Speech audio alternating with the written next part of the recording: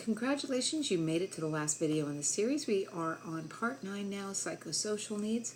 This encompasses, emotional security and safety needs. It encompasses love and belonging, which includes things about the family and sexuality, and it encompasses self-concept and self-esteem. And don't worry, we're not going to get too deeply involved in any of it. It's something that will evolve for you as you go on in your studies. I did refer you to chapter 13 because that has the most information on self-concept and body image, which are the most applicable to your beginning practice. Our objective for now is to apply the nursing process to the care of the client with an unmet psychosocial need. And you'll find that almost every client that you run across, particularly people who are ill or experiencing some kind of developmental crisis, such as having a baby or getting older, will have some kind of psychosocial needs that you will need to address as a nurse. Just because it's higher up the pyramid doesn't mean that we get to forget about it. But, you know, for your intents and purposes as beginning students, I don't want you to get too deeply involved because, like I said, you could get lost. There are many chapters that impact on what we're going to talk about. So we'll get started. We're on the same level of Maslow's hierarchy now as where we left off. We're still on safety and security needs, but now we're going to talk about emotional security, which is still a need that our patients have. Remember, just because it's higher up the pyramid doesn't mean we get to forget about it. And very often, your psychosocial needs impact on your physical needs, and they can also be very distressing to your patient and be a high priority for your patient. And so we know that people enter the healthcare system. They may experience stress, which is a disturbance in their normal state. And the response to stress can either be positive, meaning that they're going to change and they have coping strategies to deal with the stress, or it can be maladaptive, and people can experience anxiety or fear. Now, the difference really between anxiety and fear is anxiety is usually caused by not knowing what's going to happen. It's future-oriented. You're worried about what might happen. You have maybe a sense of dread or doom or misapprehension. Fear, on the other hand, is a specific thing. You sort of recognize a specific threat. Sometimes that fear is rational, sometimes it's not. But in the hospital setting, you'll find that people can be afraid of a lot of things. They can be afraid of, you can have somebody who's afraid of a procedure because it might be painful or it might involve disability or complications. They could be afraid of finding out that they have cancer or HIV. And that fear can be very paralyzing and very distressing to those people. So this is something that we want to address. I don't want you to get too wrapped up in the difference between anxiety and fear, but know that there are some things that we want to do to address it. People will usually tell you when they're feeling anxious, but there are some signs and symptoms, like increased heart rate, increased BP. You might get dilated pupils, sweaty palms, dry mouth, nausea. It can even, if it's very severe, go to vomiting, diarrhea. People can get shaky. And people will tell you that they feel palpitations, they feel almost lightheaded. Panic can feel almost like a heart attack where people get short of breath and they feel palpitations. And so we need to be really good at addressing anxiety and fear before it becomes panic, which can lead to that patient being sort of out of control. Okay, so let's get rid of that. So what are some interventions that we want to try for this? Well, we want to communicate a caring presence. And we do that with our therapeutic communication. We do it by not rushing through our procedures, by giving our patients eye contact, by smiling, by letting them know that we're here and that we'll be back in an hour or whatever. Letting them know what's going on. Now, I'm going to qualify that statement because as nurses, we're not always going to give them all of the information. Some of it is better coming from a doctor who knows what the treatment plan is going to be. But if you know that your patient's going to have a procedure, you can describe what that procedure is like. You can tell them what they're going to experience, and you can tell them how they can make that more comfortable. Educating your patients does a lot to relieve anxiety. Another thing that we can do is identify stressors and eliminate anything we can. And, if there's something we can't eliminate, teaching the patient coping strategies, like deep breathing, like visual imagery, those kind of things. And when all else fails, we got a patient in a panic attack and we have to bring them back down to reality, we might use medication. But that's not really a long-term strategy. We need to teach them coping skills. Now, our outcomes identification for an unmet emotional security need, we're going to have the patient verbalize that they're free of anxiety, or that they have a reduction in the physical symptoms of stress and anxiety. We might have as a goal that they use problem-solving and anxiety-reducing techniques. Verbalizes understanding of patient teaching. So those are some things that we might do for that. The next level on Maslow's hierarchy is love and belonging. And I think I've said it a few times, just because we usually spend a lot of our time on those lower levels of the pyramid does not mean that we don't address needs for love and belonging that are a little higher up the pyramid. Love and belonging are important needs for human beings. It's linked to human survival. Babies who don't attach to their parents might not get the care they need to survive infancy. Back in the prehistoric days, human beings who couldn't band together really didn't survive well on their own. So this is sort of hardwired into us, and it has impact. People with unmet needs on this level have an increased risk for physical illness. People who are socially isolated, who are divorced, who are widowed, who have suffered extreme grief and loss, can become physically ill. People who don't have the support of their family very often have a more lengthy recovery when they do become ill. So love and belonging kind of is a big umbrella that includes things like sexual intimacy and family life and a sense of having a place in the world, caring, compassion, empathy, being part of a community, gaining acceptance, having attention and affection from others. And there are some activities and situations that promote love and belonging, like friendship, social activities. Let's list some of these because they might be something you can use in your interventions. Sorry, my caps lock, it's okay though. So friendship, engaging in social activities. So when you have patients who are socially isolated, especially your elderly, who may have had losses in their lives of friends and family and spouses, if you can get them involved in something social, it sort of keeps them from becoming depressed and having physical and psychological illness. Active participation in classes, clubs, committees, communities. I'll just put that down in life. People who have familial attachments, strong family attachments are a big predictor for good health. Learning cooperatively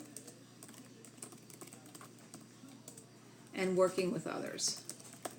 It's interesting that many times when a person retires and they lose those day-to-day connections with other people, they very often set themselves up for illness.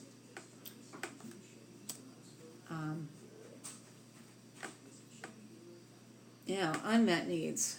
Where do they come from? Well, people with unmet needs on this level of the pyramid may have suffered abandonment. They may have family conflict. Maybe a family member is disapproving of a situation. Maybe you have a pregnant teenager whose family does not accept that she's sexually active, that she has become pregnant. Any kind of abuse in the family, spousal, child, elder. Rejection by peers, especially for children and adolescents, is very tough. Disapproval from parents, teachers, employers, very stressful for people, and separation from social supports. And this is kind of important because hospitalization sometimes, imposes a separation on people. Time constraints, especially you have caregivers who work full-time. They may not be able to be there for you. Distance. If you live in a rural community and your hospital is 100 miles away, people aren't coming to visit you. Or if you have grown children who live far from you. And health conditions that are associated with a stigma, For example, HIV, or health conditions that impair social functioning. Let me put that down too.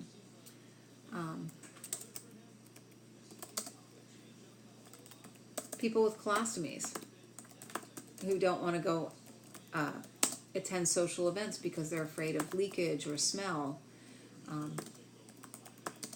People who have limited communication, people who've had a stroke and they can't speak, people who have autism or other disabilities that impair. Hold on, let me clarify that. That doesn't look like what I was trying to say. Health impairments associated with stigma.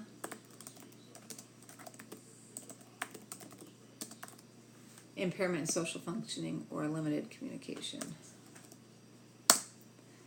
And that's, those are some things that can result in love and belonging needs that aren't met. So, assessing your patients really just consists of talking to them. Use your best therapeutic communication. Ask open-ended questions. Can you tell me about your family? What kind of support do you have at home? When you go home, what will that look like? But sometimes you have to ask very directly, does anyone make you feel safe, or do you have a caregiver who can assist you? You need that yes or no. You might ask them, do you have support? And they go, oh yeah, I have lots of support. Well, what does that look like? Oh, well, I go to church every Sunday, and my son calls me every Saturday. Well, who's at home who's actually going to help you get around the house? Oh, I live alone. So you sometimes have to assess. Nursing diagnoses that affect this level of the pyramid. Let's put a few of them up there. Risk for loneliness or actual loneliness. Sometimes I think students love these risk diagnoses. It kind of keeps them in the safe zone. They don't have to make a commitment. So how do we know that the person is risk for loneliness as opposed to loneliness? Well, if they're actually socially isolated and they're telling you they're lonely, then they're lonely. But you might have to ask them those questions, and it might be hard for you to do that. So start really working on your therapeutic communication. You can use it on everyone you know. Social isolation is another one. So this could be the person who, lives alone and doesn't have access to other people. Your shut-ins. And then we have risk for impaired attachment. This is more for your infants. Family processes, impaired.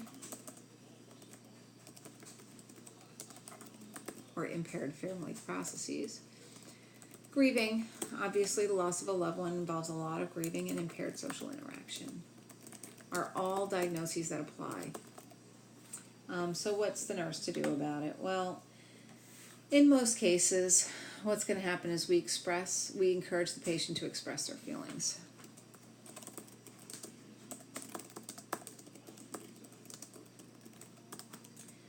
We might encourage visitation. Use our therapeutic communication and develop a working relationship.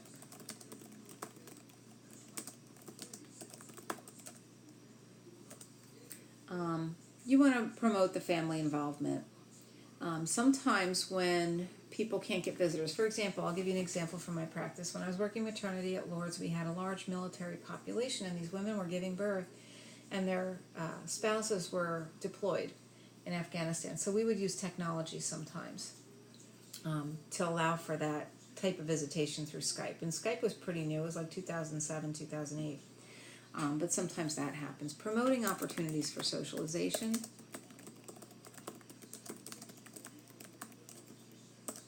People who end up in long-term care a lot of times need that opportunity to meet with others for some recreational activity. And of course you're going to support your family and patient in crisis, and refer to social services. Sometimes we use special programs like pet therapy,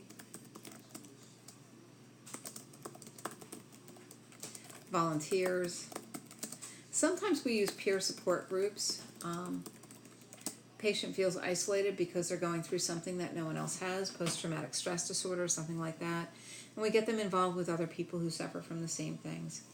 And that helps. Now for our evaluation, we're going to look at goals like patient Whoops, sorry. There we go. Patient socializes daily at meals.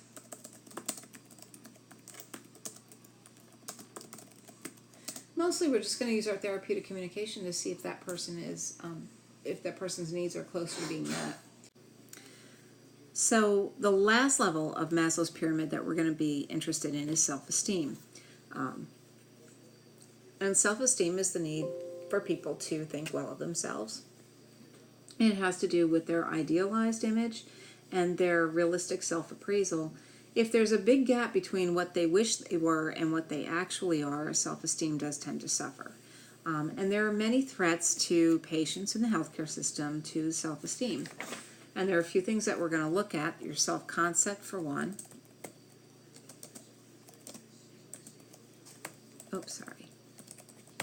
And this forms out of a person's evaluation of themselves in many, many, many aspects. And depending on what their priorities are, whether it's their physical appearance, whether it's their intellectual ability, whether it's their job performance, whatever is most important to them is probably going to be their highest priority. And as I said, they kind of look at what their ideal is, what they wish they were, and they compare it to what they think they are. And self-esteem is sort of the result of that. What's most important for nurses to understand about self-concept is that illness and other reasons for hospitalization can have a very negative impact on a person's self-concept, particularly if the disease or whatever reason it is that they came to seek care impacts on something that is very important to them. For example, a man who is very invested in being a provider for his family, and I'm using stereotypes because women provide for their families too, but somebody who is very invested in providing for their families financially, who now maybe has a disease or disability that limits them from working, will have an impaired self-concept, and this is going to impact on their self-esteem. Similar to that, you might have a woman whose culture encourages having many children, and she finds out she's infertile. That will impact on her self-concept. A related concept to self-concept is body image. People have a pretty realistic image of what their body can do and what it looks like, and sometimes a disease or an illness or a surgical procedure will impact on that body image because it alters some characteristic that they find important. We all go through changes in our body image. We have gradual changes associated with aging or gaining weight, but people who have abrupt changes to their body, for example, somebody who has an amputation or a mastectomy or has to get a colostomy, may have a very difficult time accepting the change to their body, and they may end up with a lot of anger and self-hatred, and they may go through depression. And so we need to be ready to support these individuals. So let's kind of move on to the interventions that we would do for alterations in self-esteem and body image. Again, to assess a person's self-esteem or self-concept, you're just going to have to be very attuned to what they're telling you. And you need to know that certain procedures put people at higher risk for alterations in body image and self-concept. And so sort of use your common sense and then link it with what the patient states, and then that's really the basis of your assessment. Let's move on to nursing diagnosis. So here are some NANDA-approved nursing diagnoses. And we look at things like chronic low self-esteem. This person has sort of never really liked themselves, and your related to factor could be mismatch in ideal and perceived self, dysfunctional family. These are people who just felt like they were never good enough for anything. Situational low self-esteem is something we will commonly see in the hospital. You have a patient who is maybe elderly and they're used to being very independent, and now suddenly they fall and they have to be dependent on people, and this causes them to have negative self-evaluations as a specific reaction to something that's happened to them. Disturbed personal identity is an incorrect assessment, usually of a negative variety of self-identity. So these people have very distorted images of self, and it can play into depression, or it can become something a little more severe. Ineffective role performance, person realizes that they can't perform their usual role. For example, if they're normally the caregiver but they're sick themselves now, or if they're normally the person who earns wages and now they can't work, we would use this diagnosis. Disturbed body image, an individual has either a confused image of physical self, or they really negatively evaluate their body or some aspect of it. And disturbed body image is going to be important when you look at things like colostomies, where the patient has an opening from their bowel to the abdominal wall and their feces collect in a bag. People have a very tough time with that, particularly younger people. Amputations, mastectomies, any kind of surgery that leaves a scar in a very conspicuous place. Any kind of disability, people who have spinal cord injuries and are in a chair, people with burns.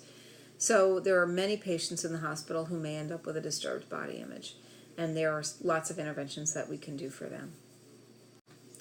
Okay, so when we have clients who have disturbances in self-concept or body image, there are some important interventions, and they're going to be part of your care planning. So we're going to encourage the expression of feelings, allow them to verbalize what they're feeling and thinking, and be non-judgmental when you do it. Communicate to them that whatever they're feeling is okay, unless they express that they're feeling like they want to hurt themselves or someone else. That's really not, and we need to act on that, but that's for another day. Identify the patient's strengths. Let them know that you're a person with resourcefulness, that you're going to, you can cope with this. Encourage independence, particularly in your clients who have lost some independence. Give them choices, ask their advice. Teach positive self-talk to people. This is sort of a, do it to yourself first. You kind of teach your patient to train the little voices in their head. I mean, we're not talking about hallucinations here, but all of their ordinary thoughts, to pay attention to what they're thinking about themselves and to change those thoughts so that they're reframed in a positive manner. For example, I know I can do this, it might take me longer, but I'm capable and I will be fine. That's positive self-talk, as opposed to, oh, I'll never get this right. That's negative self-talk. Using positive and reaffirming language is important. Also watch your nonverbal communication with that. You're also going to help the client develop realistic goals so they have a chance for success. Peer support can be very, very important. Everybody kind of feels like they're alone in what they're experiencing. So if you get somebody into a support group of people, or even one peer that is sort of their sponsor or mentor, who has gone through the same things that they've gone through, often they can share their experiences and strengthen each other. So that could be an important avenue.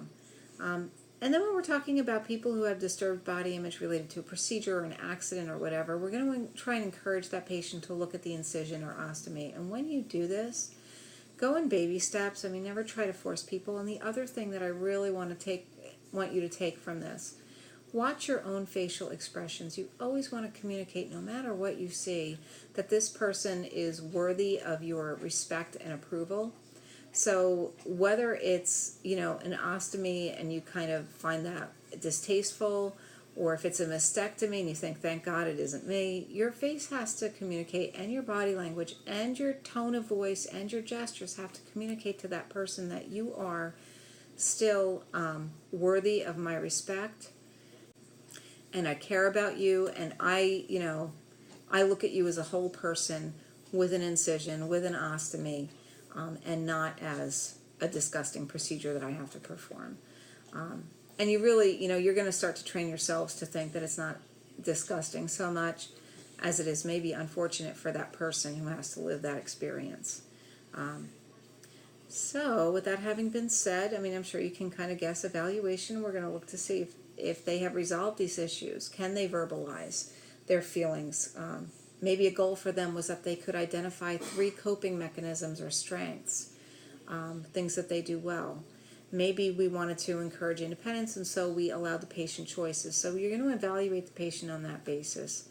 And of course, this is an evolving thing. As you go through clinical, we'll be making nursing care plans, doing nursing diagnosis, and then interventions, and then we'll be evaluating, was your care effective? Was your therapeutic presence enough to support this person? Or do they need ongoing support? So congratulations, you made it through the entire series on basic human needs. It was a lot of material, and certainly bring your muddy points. This unit ends the content for exam 1. And so when you come to class, I want you all to bring questions and concerns about exam 1. Certainly bring my content questions. If it's another instructor, you want to bring it to them. But we can certainly review anything at all that was unclear to you or anything that you're nervous about, and try and straighten that out before you take exam 1. All right? Good night.